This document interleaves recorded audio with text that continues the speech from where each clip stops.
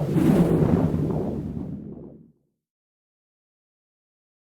everyone, thanks a lot for joining us today. We're going to be talking to you about how to make internal mobility work to find great candidates and improve retention. And we're going to kick off with some introductions. So yes, I'm Sam Davies, the CEO of Rearlinks. Historically, we've been an employer referral platform, but earlier this year, we started on an exciting new venture to create an internal mobility tool, working closely with our development partners, one of which is my co-host today, and I'll let him introduce himself. Thank you, Sam. Good afternoon, everyone. My name is Keirran Slimmon. I am the head of recruitment at GWR for approaching 2 years, actually. It'll be 2 years in October. Before that, I did just over a year at First Group, and I'll talk about First Group in a minute. I was managing their group resourcing team. So I'm fairly new to the railway family as such. Prior to GWR and Group, I did 6 years at Nationwide Building Society, managing their contact centre and branch network, so mainly their volume recruitment. Then I've done stints with Dixon's Retail. They're based up in Hemel Hempstead, looking after all of their retail network. Sports Direct, they're based up in Shirebrook and Mansfield, but I looked after their retail network in the southwest. And then I did a few years agency side, so I did branch manager roles with Adecco, and then worked for various clients in the southwest for Randstad in-house services. So I just want to spend a little bit of time about First Group first, because not everyone knows who First Group is. So GWR are a franchise as part of First Group. First Group are a huge company, 100,000 employees worldwide, quite big in America as well. Revenues last year, approximately £7.8 billion, carried 2.1 billion passengers, and maintain like a combined fleet of over 60,000 vehicles, so it's huge. In the UK, you may know them better. GWR, obviously, who I work for, SWR, South West Rail, Avanti West Coast, who were Virgin prior, TPE, Transpennine Express, if I can say it, Hull Trains, and then we also operate the London Trams on behalf of the Department for Transport. But more importantly, GWR, we provide a high-speed commuter, regional and branch line services, carrying more than 100 million passengers every year, right the way across the Great Western Rail franchise area, which includes kind of South Wales, the West Country, the Cotswolds, and also large parts of southern England. We're about 6.5, just shy of 6,500 colleagues across the network, with our main GWR HQ based in Swindon in Wiltshire. That's me. Thank you for having me, Sam. That's great. So what are we going to be covering today? We're going to be looking at how Keirran and I started this development partnership together, tackling what is internal mobility, quite a broad term in lots of ways, different opinions on what exactly it is. What's important for GWR when it comes to internal mobility, why internal mobility is important now, and how we're going about this development partnership. How are we building this together? How's that working? And what this will mean for GWR once it's built. And then I'm just going to sort of touch on at the end and explain that there is an opportunity for others to join GWR as development partners and what that would look like. So yeah, we'll get started. Cheers. So we just wanted to give you a bit of an overview as to how this development partner relationship started. And I'll start on my side. So we had an idea. We knew that internal mobility is obviously of growing importance for organizations. And we had, I guess, an initial concept in our heads as to how that might work and how that might look from a product perspective, and did a lot of research. But one thing that we felt would be paramount in terms of ensuring that we built a product which worked for employees and recruitment teams was actually going out to market and finding development partners to work with, and sort of breaking this whole project down into design sprints and really getting that feedback during the build as opposed to post-build, which often happens. Exactly the same as Sam said. Like, from a GWR perspective, we were just starting our journey with internal mobility, probably off the back of the impact that COVID was having on the business, and probably talk about that in a little bit more detail later in the presentation. But as Sam said, a good friend, we've got a mutual friend actually, Jeremy Russin, he put something on LinkedIn about Rearlinks looking for development partners, and so it was just coincidence, like great timing that we were looking at that. So we made contact via Jeremy. And I think, very quickly, like Sam's already said, that their main objective was to build a platform that was a high importance for the end user. That was what was really important. So it was obvious from day one that we were going to get on, and it was going to work well. And it was, it was simple. We'll talk more at the end of the presentation around some of the outputs and next steps.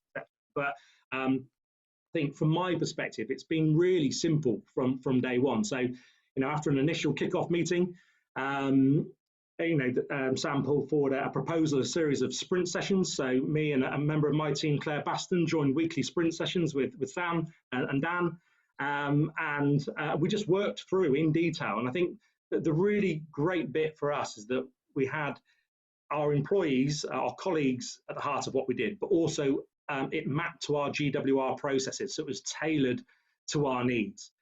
So I'm gonna try tackling what is internal mobility, and I'm gonna lean on Berzin to help me out with this one. He's broken it down to 3 parts, which I think is quite a succinct way to look at this. First of which is what he calls plan mobility. So this is like your sort of traditional career management model, all around development planning each year, managers really working with the employees, coaching them towards those promotions. But, we all know that this comes with barriers. There's this like narrowing of the pyramid as you go up, and it can be quite a limiting sort of mechanism to allow people to sort of move within an organization. Then we move on to what he calls facilitated mobility. So this is around someone being given, like, say, a stretch assignment, or they're assigned to a new role or move. And this is quite common in organizations as well, but often driven by nepotism. I saw this when I used to be a corporate lawyer in a previous life. Those decisions were being made based on like who not necessarily their suitability for that move or for that assignment, and subsequently don't always result in the best outcome.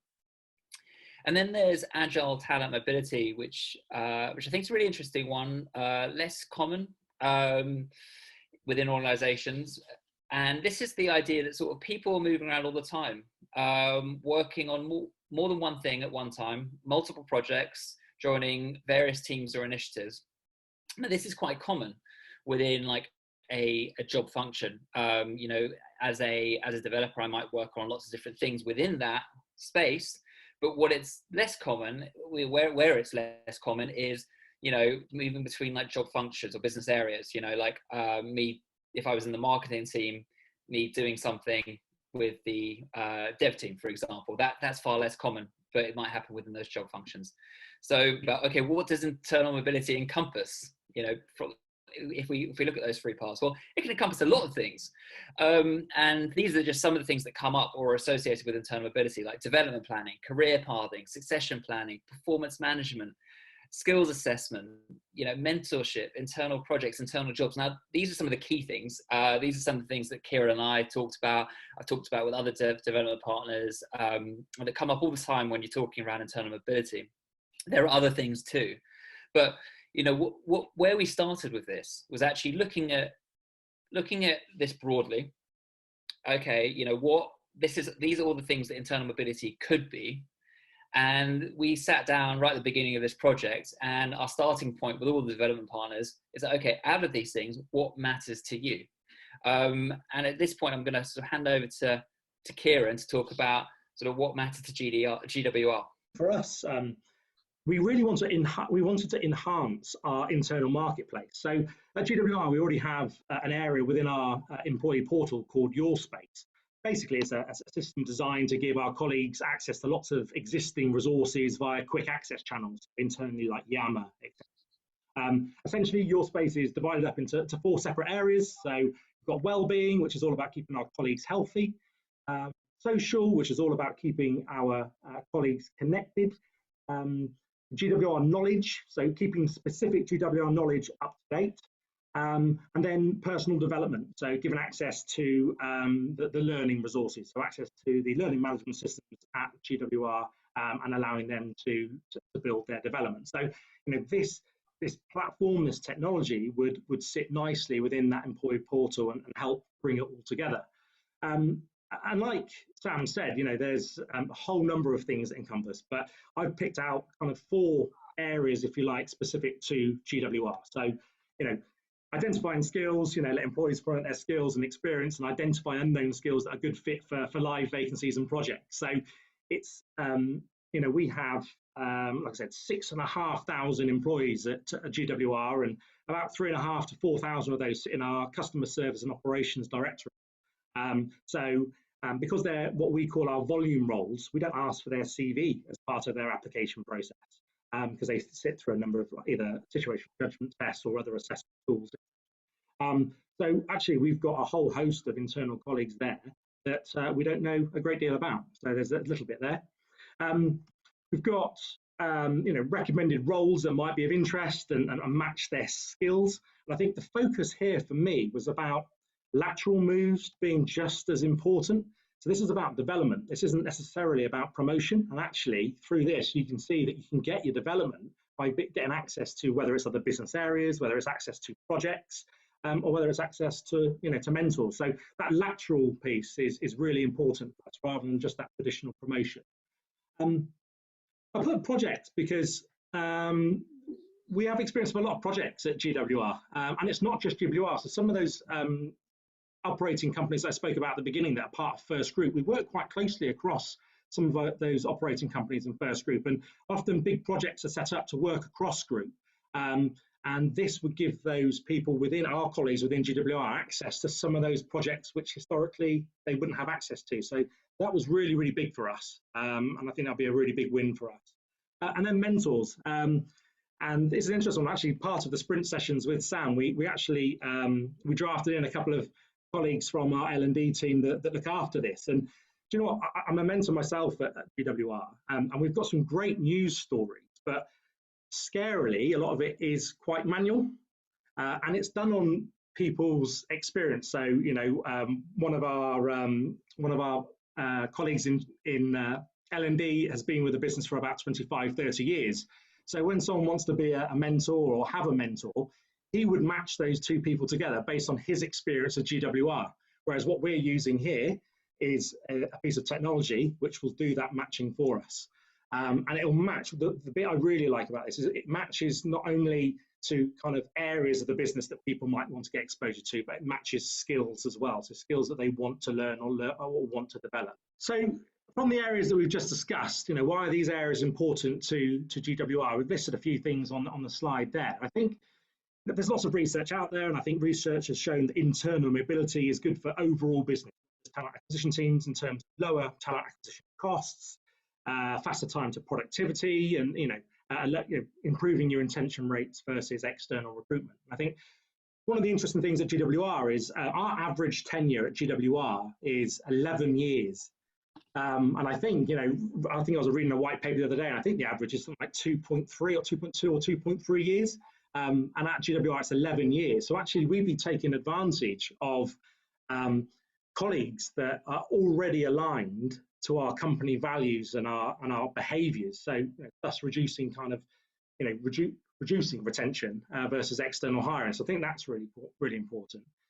I think one of the other areas is, and I think I've already touched on it, that is identifying unknown skills. So, reducing the need to recruit externally, for instance. And the example I gave that 3,500 of our colleagues are our frontline volume colleagues who we know very little about. They may have had a previous career, and they may have a whole host of skills or skill sets we don't know about, and to be making use of that.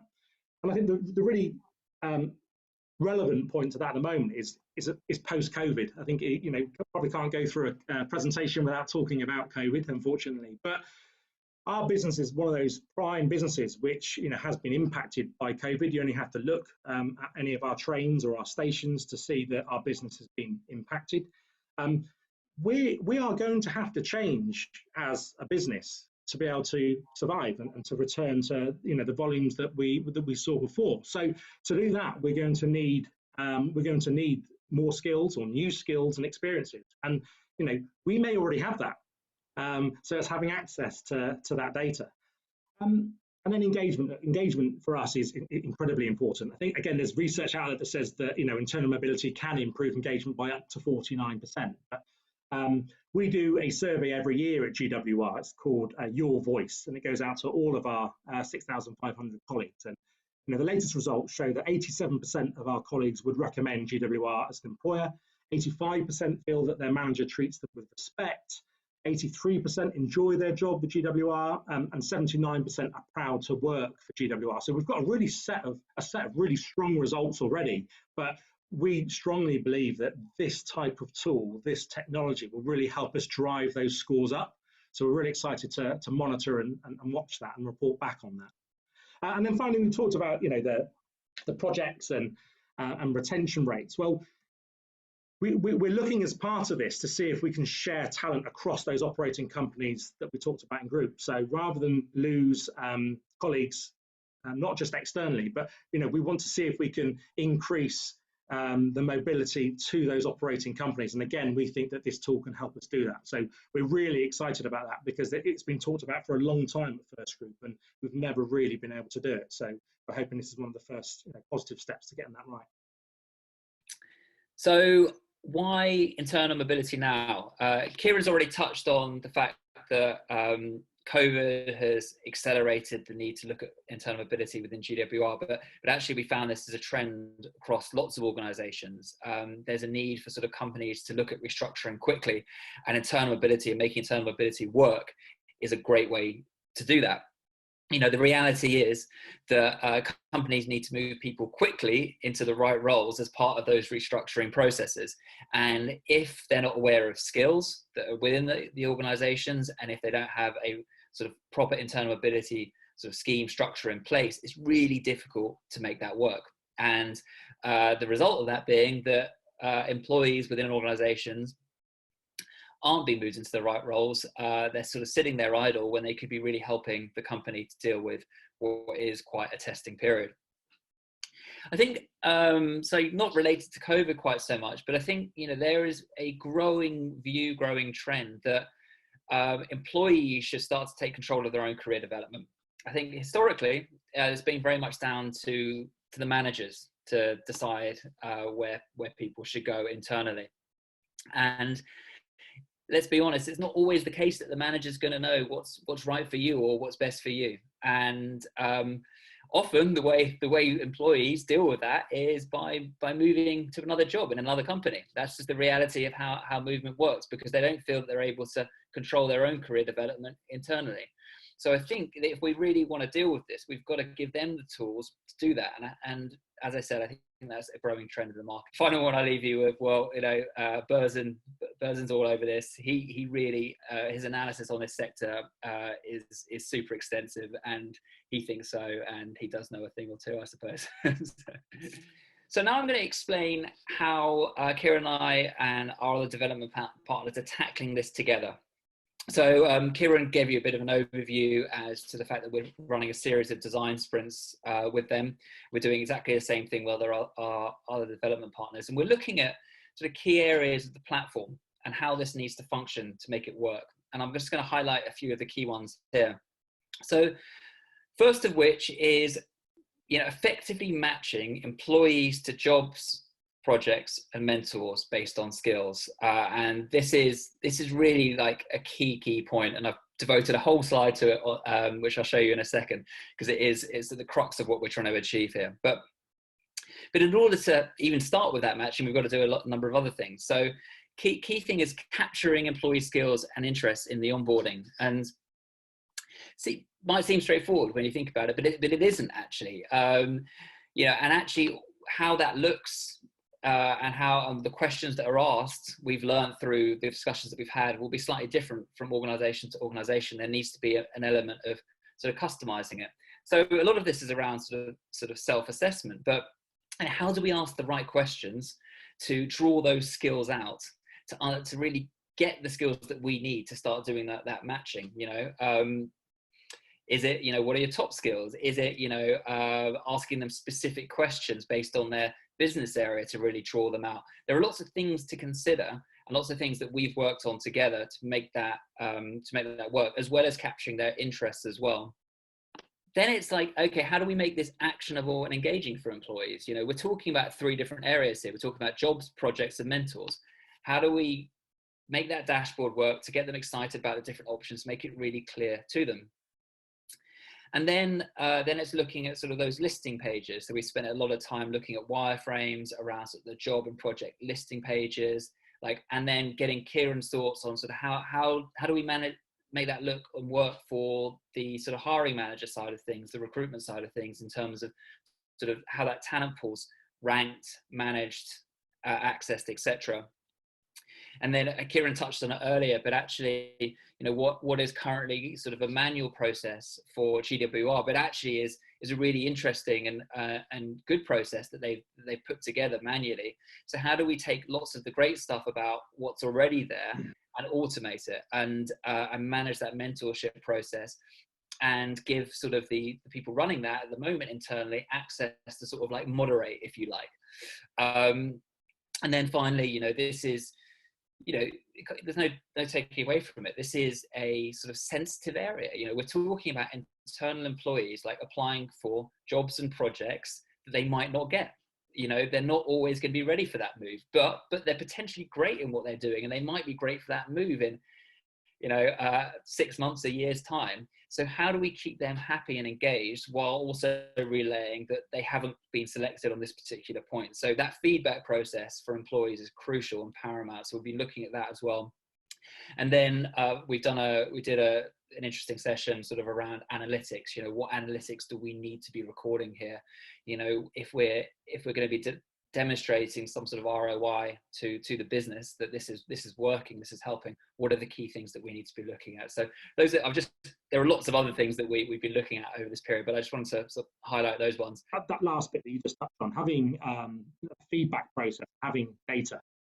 You know, that's saying that you're just another person with an opinion without data, right? So, you know, I talked that, you know, we've got some great news stories across GWR about mentoring and mentorships, but there isn't really any data to back that up. So to have that, and then that key bit around return on investment, you know, that will be key for us. You know, so we can show our exec and our board at First Group that, you know, we're spending our money wisely and we're getting a return on that, and it is improving all the things that we've talked about today. Yeah, brilliant. So the key question, you know, something that we've again worked on together, and this is around sort of how we match employees to jobs, projects, and mentors. So we touched on it on the previous slide, but the first thing that I want to look at here is the self-assessment piece, which happens during that onboarding process. So a few key things here that we need to do. We need to identify their interests in jobs, in projects, and we need to assess their existing skills. So really find a way, as Keirran said there, to ask the right questions to get those skills. And we also need to importantly assess the skills that they want to develop. It's not just about the skills that they currently have, it's about where they want to go and what they want to develop. And when it comes to, we also want to understand their experiences, because, you know, if we just rely on their skills and what they say they have, we're not necessarily going to capture all the skills that they have. So we need to categorize the experiences that they have and then infer skills from those experiences. And if we can do that, then we've now got a really clear picture as to sort of what our employee group look like from a skills perspective in terms of what they have and what they want to develop, which is going to allow us to start doing that matching with the 3 different areas. So first of which is the jobs. So, you know, we can infer skills from jobs. So if it's a certain job, there will be certain skills associated with that job. And then we can start matching employees to skills using the taxonomy of related skills that we have and AI. Now, what's interesting here is there are sort of particular, the GWR example is actually a really good one, so we may as well explore it a little bit here. So we've got a big taxonomy of skills, but in the GWR case, there might be certain skills that are quite specific to the industry. And, It's actually about drawing in those skills into our taxonomy, building on it, so that we're actually picking those up and able to do matching on the back of those skills that sort of Keirran touched on just before. So again, another advantage of actually doing this development process and thinking about those things. When it comes to projects, through lengthy discussions, we've sort of broken them down, haven't we, into like, I guess what at the moment still up for grabs, I suppose, into exactly what we call these things. But we've broken them down into what standard projects and development projects. So standard projects is like, okay, look, we just need this done ASAP, and we need the best people in the company to do this quickly. It's high priority. Not, love to make it a development project, but unfortunately that's just not something we can do for this particular thing. So for a standard project, we're looking at employees being matched based on their existing skills and the skills required for that project. Again, using that taxonomy, i.e. like, making sure that we're picking up related skills to do that matching appropriately, and using AI for the matching piece. Then you've got development projects, which are a really interesting area and excite me quite a lot on a personal level. But this is sort of employees being matched to jobs based on the skills that they want to develop and the skills that they could develop on the project, again, using the same sort of methodology to do that. Now, this isn't always going to be possible, but I think like with all the organizations we've spoken to, it's something that they'd want to explore. And I think it's a great way of getting employees engaged with what we're trying to achieve here. Before I move on to mentors, I want to just hand over to Keirran here just to talk a little bit about what he thinks when it comes to the projects side of things and the distinction I've made there. Yeah, thanks, Sam. I think this, although this slide is quite brief, I think this is where the crux of our conversations took place. How do we make it work, etc. And I say, GWR do have a lot of projects, and there's lots of projects that run across all of those operating companies within First Group as well. So I say this will give access to more opportunities across there. But I think it's really important that there's a difference between, like you say, the standard projects, which is like, we need this now, we need people with these skill sets, versus people that may have used this system to say, I want to gain experience in this, and then us being able to give them access to it. I think stuff still to be developed really is, how do you then use that information? So I think it will depend. It'll be depending on the type of project. It'll be depending on the business. But some projects that we have at GWR you do alongside your day job, and other projects at GWR you are taken out of your day job and given it as an opportunity. So I think there's lots of stuff to work through there. And I think later in the presentation we'll talk about how we use this data, who uses this data. But yeah, I think there's, this is what all of our sprint sessions were about, getting down into the detail. Like I say, it's just a snapshot here on a slide, but actually, week in, week out, we spent a lot of time talking about all of these areas to really kind of draw out what we wanted.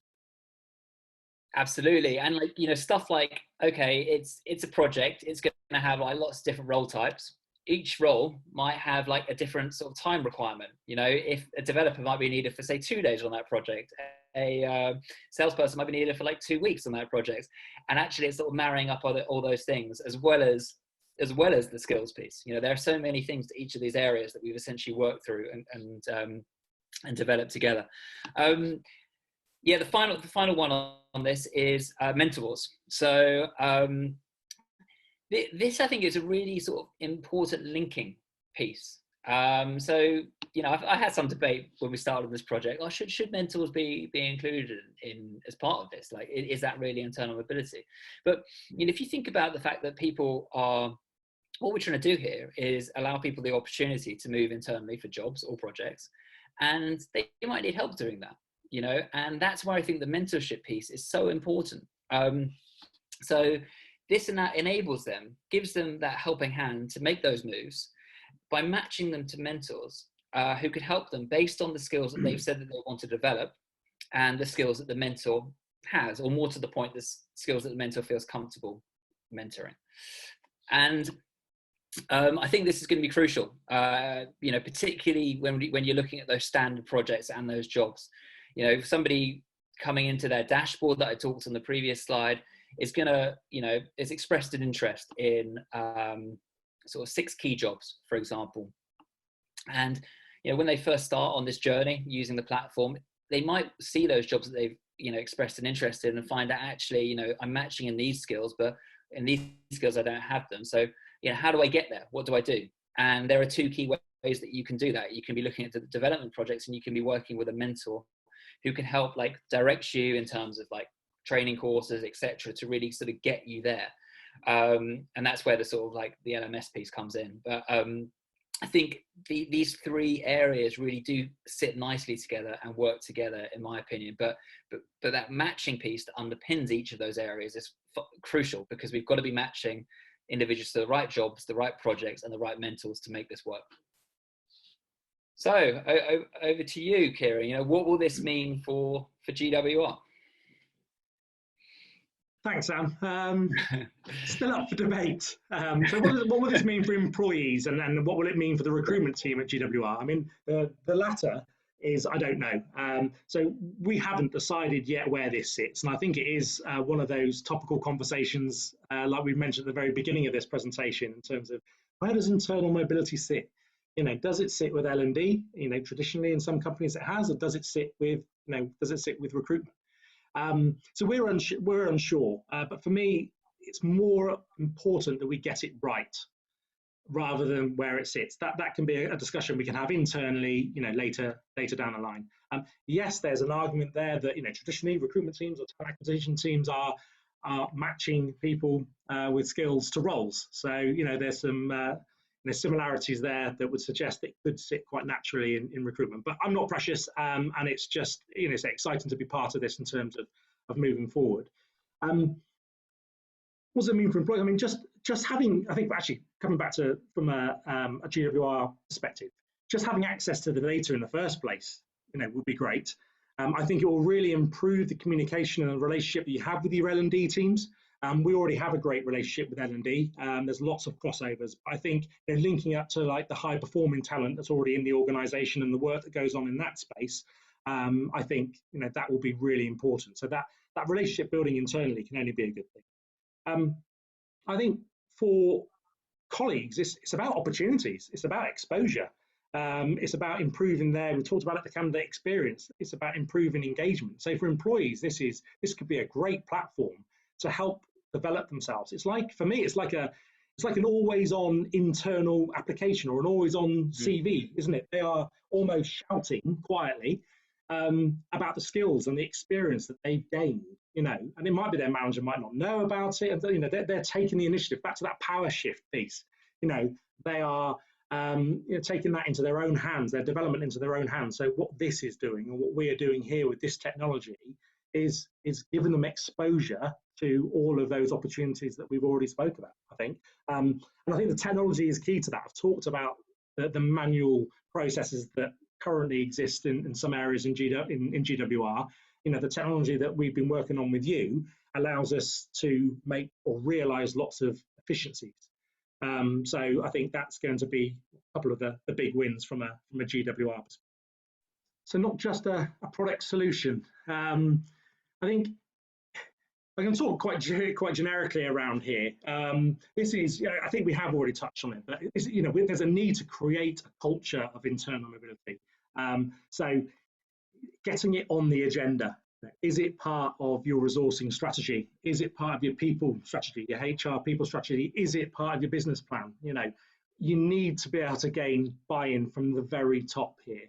Otherwise, it's not going to work. We're talking here about nurturing the talent that's already in the organisation. That's what we're talking about. And again, in recruitment, there's loads of focus around talent pools and nurturing candidates, but often we're talking about external candidates. Actually, what we're doing here is we're taking that same philosophy, if you like, that same process, and we're just talking about our internals. And again, for us, 11 years tenure, we've already got people that are aligned to our behaviours and our values, but we don't know very much about them. So, that's going to be a huge tool for us. And I think, we're going to have to encourage everybody involved in the hiring process to consider the internal market more than they currently do. I think we're going to have to coach managers, not only get buy-in, but we're going to have to coach managers so we alleviate some of those common fears about managers losing their best talent if they give them access to a project and things like that. So it's not just about the product solution, but I've said it several times, the technology is key, because the technology will give us the science, certainly at GWR, the science that we haven't had. We've done it manually, and we've done it based on the experience of some of our, long-serving, really knowledgeable colleagues. This gives us science, this gives us the data, this gives us the automation to do those things we want to do.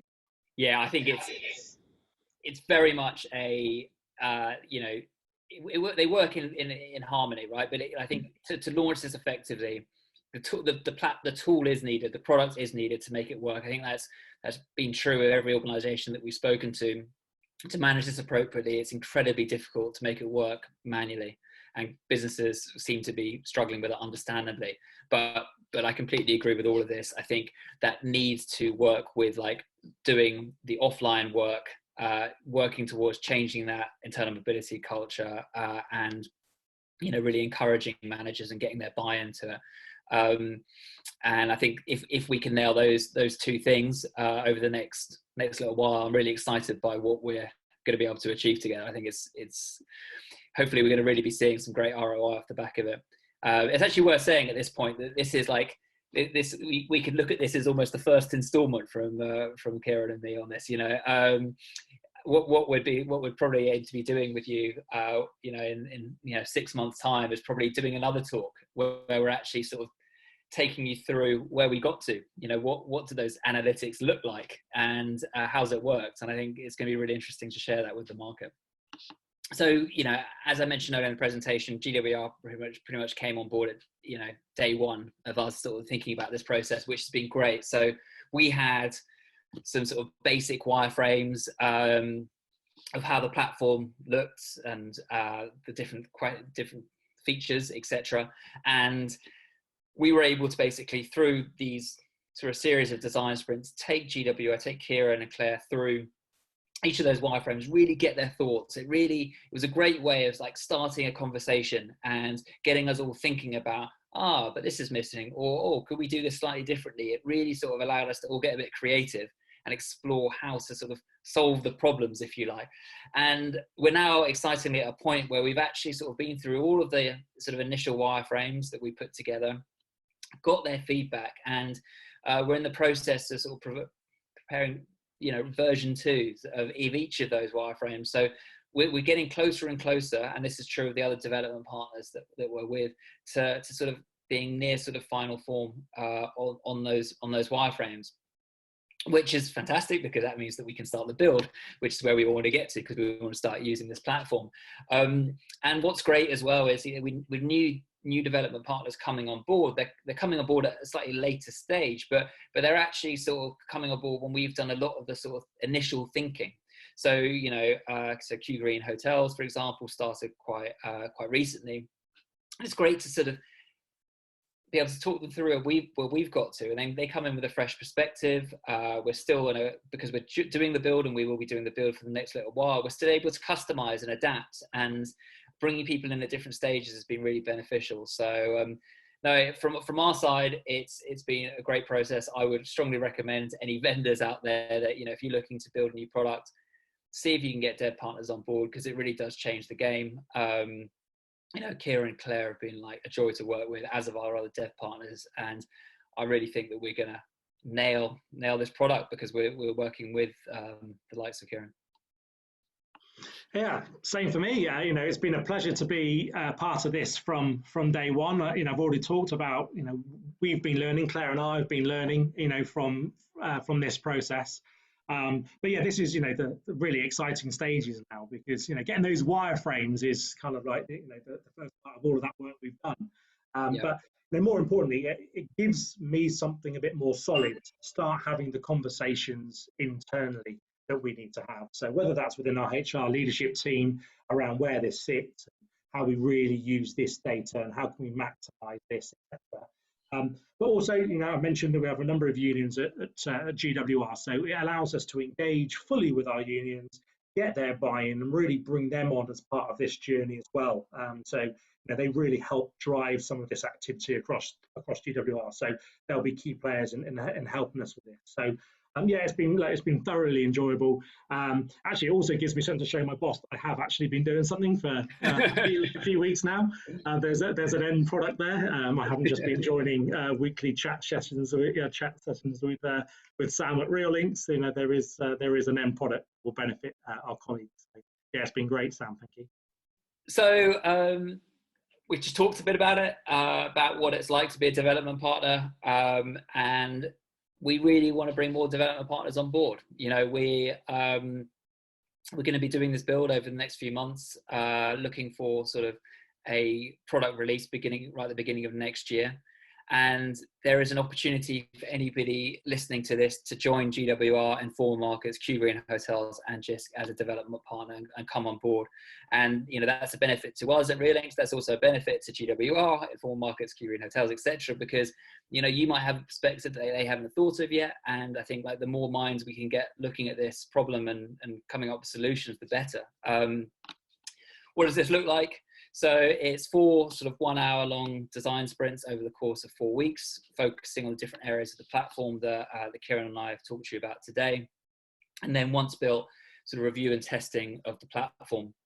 And I think the key thing that's hopefully resonated today is, you know, this really does mean that we'll be able to build a platform that's tailored to your needs. And an important point to mention, we're in tough times at the moment, budgets are tighter, we understand that, and we also value the time that you'll be putting in. So we would be offering a reduced fee of the platform to use it in return for your time, and that's something that we could explore with you. So just a final point I wanted to make before we move to questions on the internal mobility tool that we're building. As I mentioned right at the beginning of the presentation, we have historically been an employer referral platform, and we do have a great tool that we'd love to tell you about if you're interested in referrals. You can visit our virtual stand where we've got case studies and explainer videos about all of that. So please do come and say hi, and we'd love to speak to you. Cheers.